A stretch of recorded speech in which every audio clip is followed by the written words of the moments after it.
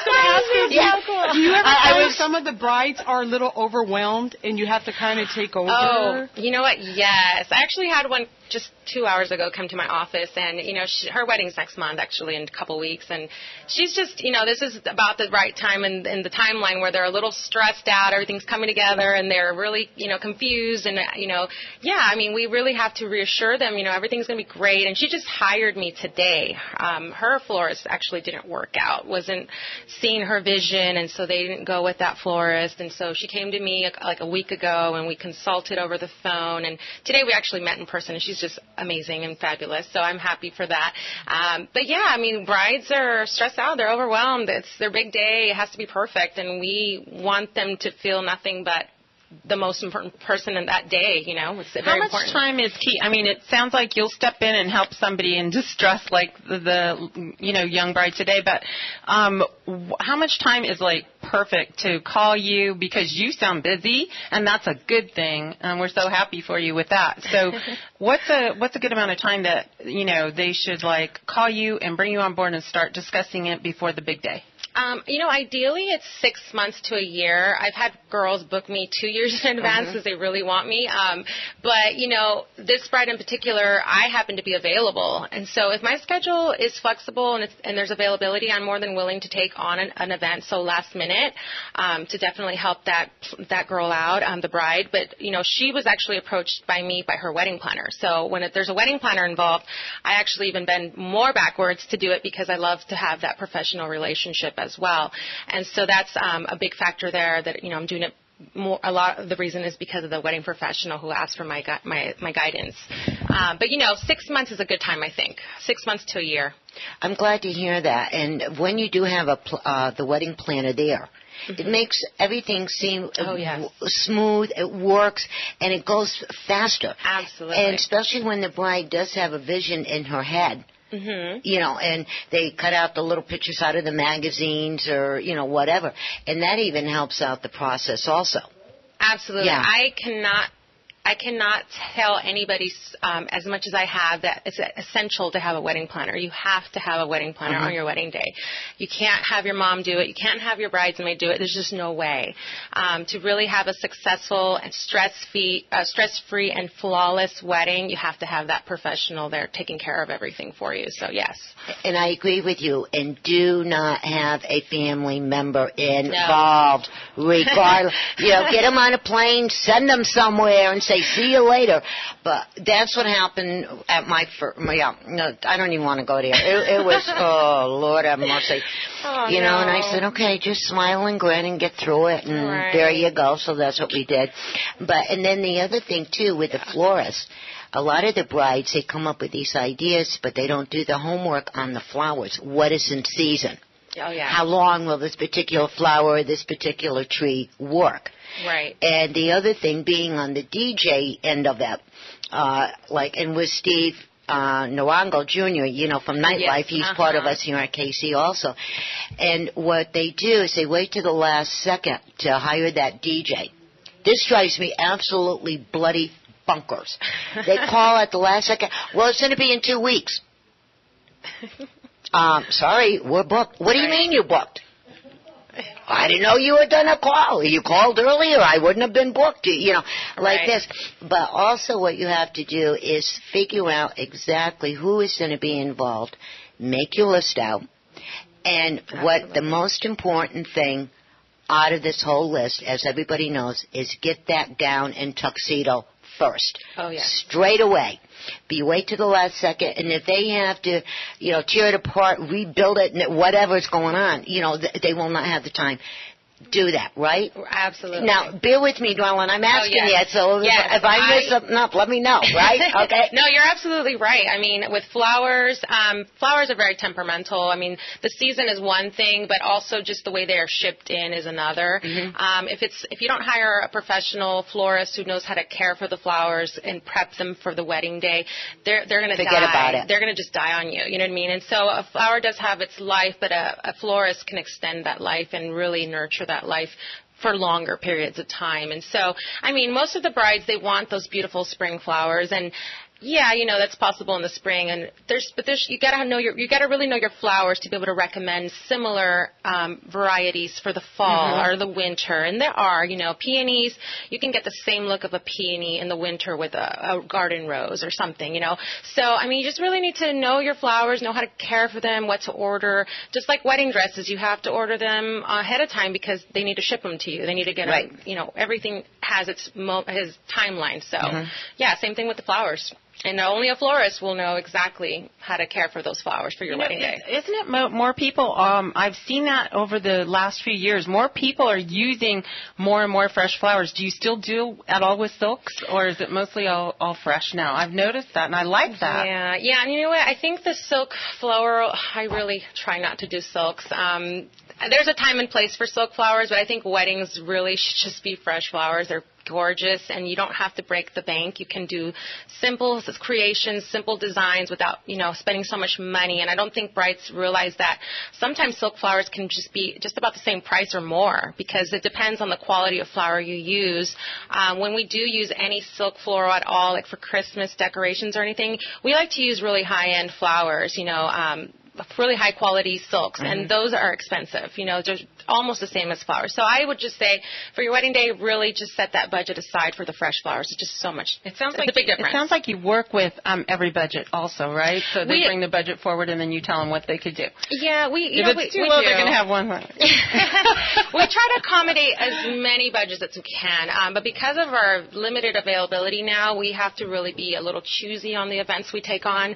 Also because I still am a full-time teacher, and so we have a lot of help involved in our business, but we don't want to compromise or sacrifice style sometimes when you do budget too low. So absolutely, and that's very true. So sometimes we just have to be a little choosy. You have to be. And Christina, would you bump out your contact information, please? Oh, absolutely. Well, my website is poshpeony.com, and that's for those of you that don't know the flower, peony. Posh is Posh, peony is Peony, and that's poshpeony.com. And our phone number, direct line, is 909-292-8862. And what is the one big thing you want everybody to know? And it's not only weddings that you do, but all events? If I could tell any bride, the biggest advice is just to really relax and have fun with it.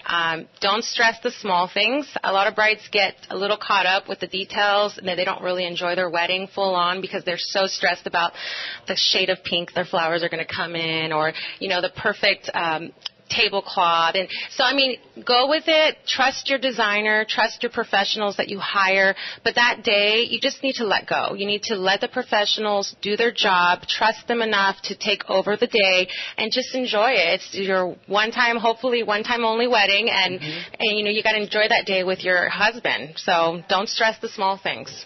That's pretty good. And there's one more thing I want to ask you before we start playing musical chairs here.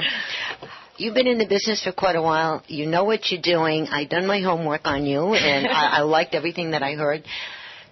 Could you give the bride and groom-to-be one little piece of advice what to do with the in-laws or outlaws when they start going yang, yang, yang, yang to everybody? Oh. What is the nicest way to handle that? Do you ask them to leave? What do you do? Not like putting somebody on the spot, huh? Yeah, you know what? She does the flowers, Bev. That's their next 50, 75 years of issue. Yeah. Very seldom do I get an in-law that's, trying to have their second wedding, through their child that day. Uh-huh. But, I've had that, I've had that happen to me before. I just have to be a little, without being rude and all that, I just have to come back to the idea that this is their wedding, and ultimately they need to make the decisions. They have to be happy with the decisions that they're making and not just be influenced by anybody else that has an input. Mm-hmm. So I typically tell brides and grooms to come with their maid of honor, their fiancé, or maybe just one mom. One mom. Yeah, yeah. just limit the people that come to the consultation, because then you have a lot of cooks in the kitchen, and it's a little hard to delegate and to move forward with any decisions when there's too many opinions. And ultimately, I end up listening to just the bride and the groom. So smart lady. Their day. I know. That's the one thing, and I was debating about during all of this. Am I going to ask that, or am I going to keep my mouth quiet? I said, no. Let's ask this, right? Because it happens to all of us. Right. It did happen to all of us at one time or another. Absolutely. Yeah. Now, can you hang a little while? Sure. Okay. Well, what we're going to be doing right now is I'm going to talk to Mia, and we are going to be playing musical chairs. And both doctors, if you could come on up over here by Christina, and you, Christina, if you could go back over there, and we're going to be playing musical chairs. So, Mia. Yeah. Okay, let's talk a little bit about the 66ers ball team. Oh, the 66ers. Yeah, I guess it's that time of the year, isn't it? Yeah, and did you know that they're going to have their grand opening, their first game on Thursday, April 4th? No, for real? For real. I need to get with it. So it's time for hot dogs and soda and sing-alongs, and let's go up to the ball game. Right? Yum, ba-da-da-da-da. Yeah, that's it. And, yeah, they are actually going to have their first game on Thursday, April 3rd at 7:05. And it is the beginning of the season for 2013. And, Sam Manuel is going to be there. They're going to be having a whole lot of fun as usual. Nice. And we got this email, and I was looking through it, and there's a lot of us that are going to be at that game. All right. So yes. You're a big fan, right, Bev? Okay. Yeah. I'm a Dodgers person. Oh, Dodgers. Yeah, when I was back in Brooklyn, that's where the Dodgers were, and where all of us were still upset to this day when they took the Dodgers out of Brooklyn. But, it's a nice ballpark and this and that.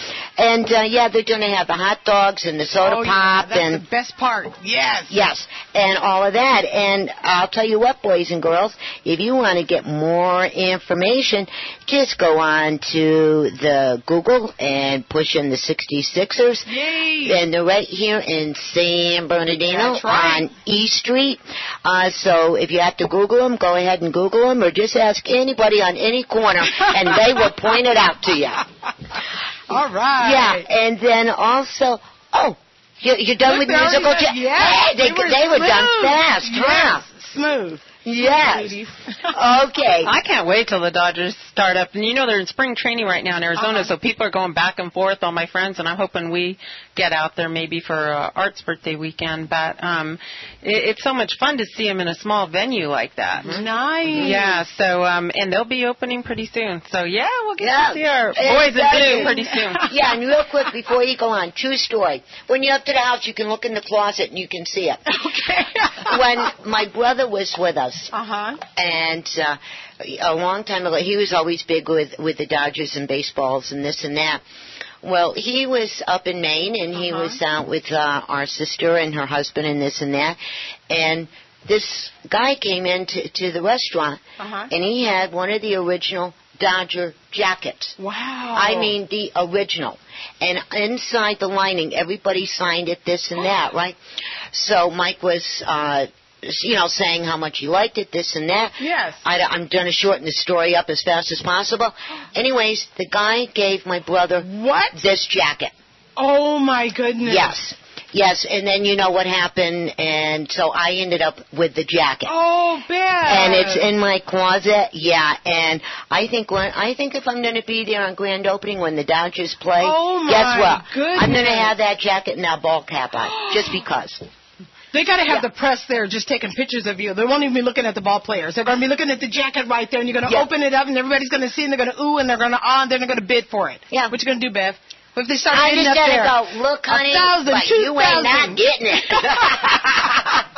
Yeah, so that's my story about the Dodgers. Wow. All right, and Christina, our liaison, I'm so happy you're back. Yeah. Now, there is a big event coming up here in April, and it's